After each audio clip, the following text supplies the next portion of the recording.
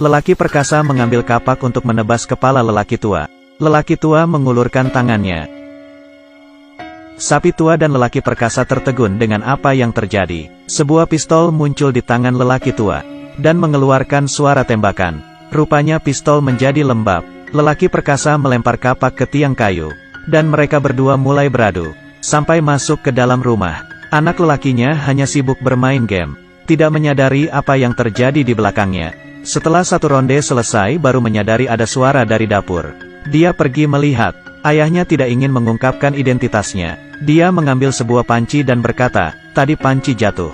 Sedangkan kakinya menginjak si lelaki perkasa dengan kuat. Anaknya yang bodoh membawa biskuit lalu pergi. Duduk di sofa membuka tutup toples dan hendak makan.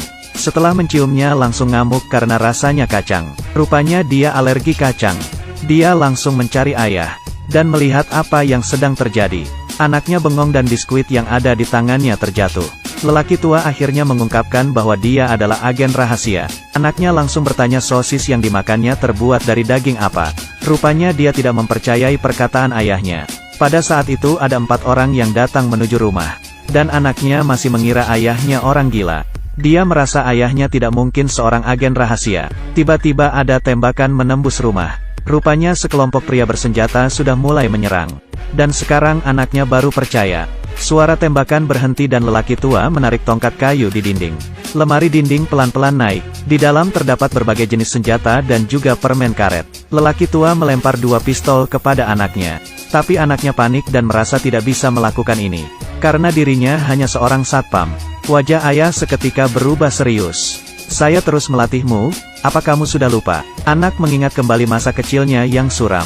Apa yang sebenarnya terjadi padanya? Melempar anaknya agar anaknya tidak takut ketinggian. Mengikat anaknya di atas pohon dan melemparnya dengan bola kecil agar tahan banting. Mengajar anaknya bermain pistol untuk melatih kejituan. "Kamu adalah orang gila." Anaknya baru ingat kalau dia juga memiliki kekuatan. Pembunuh sudah menerobos masuk rumah. Lelaki tua mulai menembak lawan satu persatu. Mengambil permen karet dan melemparnya. Tapi tidak terinjak musuh malah tak sengaja ditembak anaknya. Saat itu anjing mereka keluar, menginjak permen karet. Lalu tiba-tiba meledak. Rupanya lelaki tua adalah seorang agen rahasia tingkat tinggi. Ketua penjahat setempat yang pernah ditangkapnya kabur dari penjara dan ingin menghancurkannya. Dia membawa anaknya pergi ke kantor. Baru membuka pintu dan sudah banyak jasad di lantai. Dia segera mengeluarkan pistol. Anggota mereka yang berada di ruangan semua tewas. Dia mencium kopi, rupanya di dalamnya ada racun. Baru keluar dari lift dan bahaya datang. Dia mendorong anaknya, lalu menendang lawan, dan menembak ke atas. Mengambil pistol dan interkom lalu mereka saling menembak. Dia masuk ke lift dan anaknya menyadari ayahnya tertembak. Lelaki tua menghubungi penjahat melalui interkom, dan berkata dia pasti akan menghabisi mereka semua. Mereka berdua keluar dari lift dan melihat ke bawah. Tim musuh sedang menuju ke atas. Mereka segera berlari ke lantai paling atas dan mengunci pintu. Lelaki tua memutuskan untuk melompat dari lantai ini. Dia menyuruh anaknya mengikutinya. Tetapi si anak bodoh tidak mau. Suara gedoran pintu terdengar. Penjahat sudah datang. Lelaki tua menanyakan berat badan anak, dan dia menjawab 80 kg. Rupanya kain kanvas di bawah hanya mampu menahan berat 85 kg. Tapi anaknya tidak percaya. Lelaki tua berkata dia tidak pernah keliru. Sepasang ayah anak ini akan melompat. Lelaki tua langsung melompat. Suara dentuman. Dan akhirnya mendarat di tanah. Dia perlahan bangkit dan menanti anaknya melompat. Pintu tiba-tiba terbuka. Si anak mengumpulkan keberanian langsung melompat. Gambaran slow motion. Tak disangka dia mendarat dengan keren. Ayah mengatakan kepadanya untuk tidak sombong. Karena saat dia semuda ini sudah pernah melompat dari tempat yang lebih tinggi. Suara tembakan dari atas belum berhenti. Ayah dan anak berhasil kabur. Dia membawa ayahnya ke rumah pacarnya. Pacarnya yang berprofesi sebagai suster mengobati luka ayahnya. Tak disangka rupanya orang tua pacarnya juga agen rahasia. Dan membocorkan keberadaan lelaki tua kepada ketua penjahat. Musuh pun langsung datang. Lelaki tua yang melawan musuh sendiri. Anaknya membawa pacarnya kabur. Tapi sesampainya pasar mereka dicegat oleh penjahat. Saat itu si anak mengeluarkan jurusnya.